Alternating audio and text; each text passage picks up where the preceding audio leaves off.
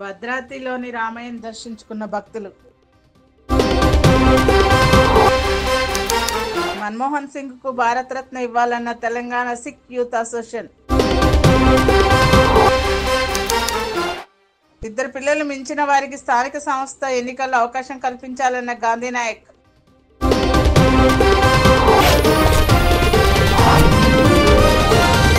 భద్రాద్రి కొత్తగూడెం జిల్లా భద్రాచలం శ్రీ సీతారామచంద్రస్వామి వారి దేవస్థానం భక్తులతో కిక్కిరిసింది. వరుసగా సెలవు దినాలు రావడంతో దేశ నలుమూల నుండి రామయ్య భక్తులు పెద్ద ఎత్తున భద్రాచలం తరలి వచ్చారు. స్వామివారి దర్శనం కోసం క్యూలైన్లో భక్తులు బారులు తీరారు. పవిత్ర గోదావరి నది తీరంలో తెల్లవారుజాము నుంచే భక్తులు పుణ్యస్నానాలు ఆచరించి రామయ్యను దర్శించుకొని ప్రత్యేక పూజలు నిర్వహించారు.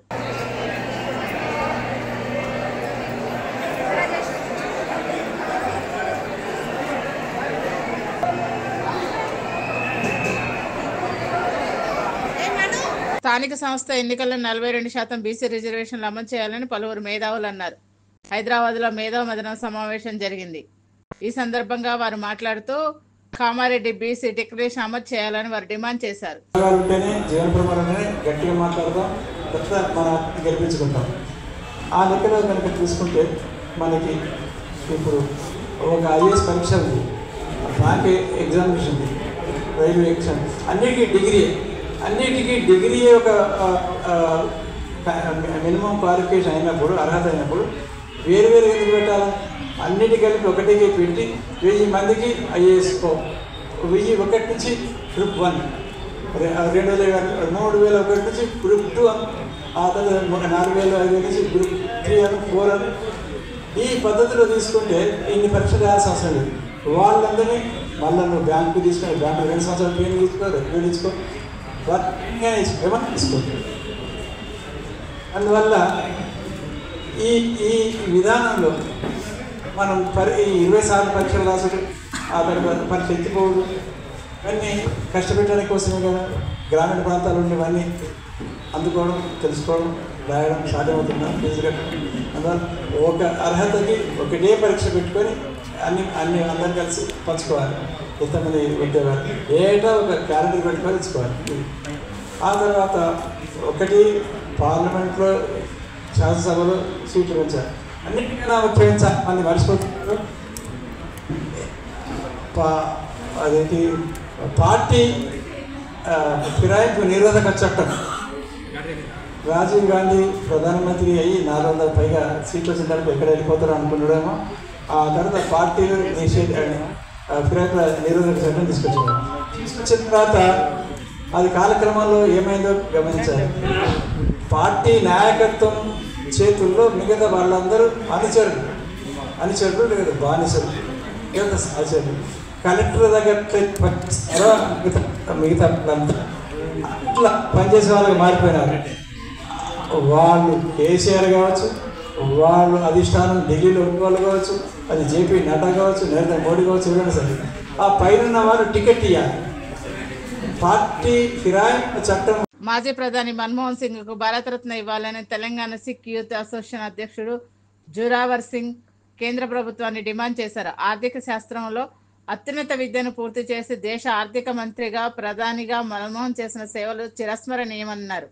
రాజధానిలో సిక్ పేరిట ఘాట్ ఏర్పాటు చేయడం, జాతీయ స్థాయి పాఠ్యాంశంగా చేర్చడం, జీవిత చరిత్రను పాఠ్యాంశంగా చేర్చాలని, విమానాశ్రయానికి ఆయన పేరు నామకరణం చేయాలని న్యాయవాది శ్రీనివాస్ రెడ్డి అన్నారు. Today we are here paying condolence to the former Prime Minister Sardar Dr. Manmohan Singh, and technology is acknowledged work to the nation and to the world by taking few decisions which really help us from overcoming from the economic issues and financial crisis that we have faced in 2008. And he has also played a key role in terms of taking unilateral decision between India and US.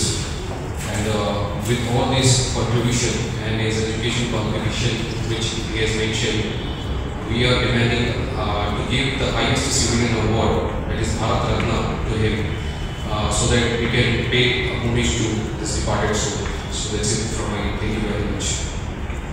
2 పిల్లలు మించిన వారు కూడా స్థానిక సంస్థ ఎన్నికల్లో పోటీ చేసే అవకాశం కల్పించాలని గిరిజన కార్పొరేషన్ మాజీ చైర్మన్ గాంధీ నాయక్ ప్రభుత్వాన్ని డిమాండ్ చేశారు. 1995లో చంద్రబాబు నాయుడు ఈ జీవోను ప్రవేశపెట్టారని తక్షణమే రద్దు చేయాలని అన్నారు. సీఎం రేవంత్ రెడ్డి ఏకీకృత తీర్మానం ద్వారా తొలగించాలని ఆయన కోరారు. భారతదేశంలో అప్పటి ఉమ్మడి రాష్ట్రంలో 4.96% మాత్రమే ఆంధ్రప్రదేశ్ జనాభా కలిగి ఉండే. అప్పటికి 18.26% జనాభా కలిగిన ఉత్తరప్రదేశ్ రాష్ట్రంలో కానీ 16.26% జనాభా కలిగిన మహారాష్ట్రలో కానీ మాకంటే అప్పటి ఉమ్మడి ఆంధ్రప్రదేశ్ కంటే దాదాపు 10 రాష్ట్రాల్లో అత్యధిక జనాభా కలిగిన ఆ రాష్ట్రాలలో ఏదైతే స్థానిక సంస్థల ఎన్నికల్లో ఇలాంటి కఠోరమైన నిబంధనలు జరగకపోవడం విచిత్రం విడ్డూరం. ఎందుకంటే ఇలా చట్టాలను చేసి ఎమ్మెల్యేలు, ఎమ్మెల్సీలు, ఎంపీలు, రాజ్యసభ సభ్యులకు మరియు అటెండర్ నుంచి మొదలుకుంటే ఐఏఎస్ వరకు ఉద్యోగాలు చేసి 35 సంవత్సరాలు ఉద్యోగాలు చేసే వారికి మరియు A1 కాంట్రాక్టర్లకు మరియు A1 బిజినెస్దారులకు వాళ్ళకు 100 మంది భార్య నుండి 1,00,000 మంది పిల్లలు ఉన్నా కూడా వారు ఈ దేశ జనాభాను తగ్గించాల్సిన అవసరం లేదు. కానీ ఏదో ఒక గల్లీలో ఒక ఊరిలో పరిమితమయ్యే ఇది ఎంపీటీసీ, సర్పంచ్ మరియు వార్డు మెంబర్లకు ఈ నిబంధన అనేది చాలా ద్రోహపూర్వమైన చర్య.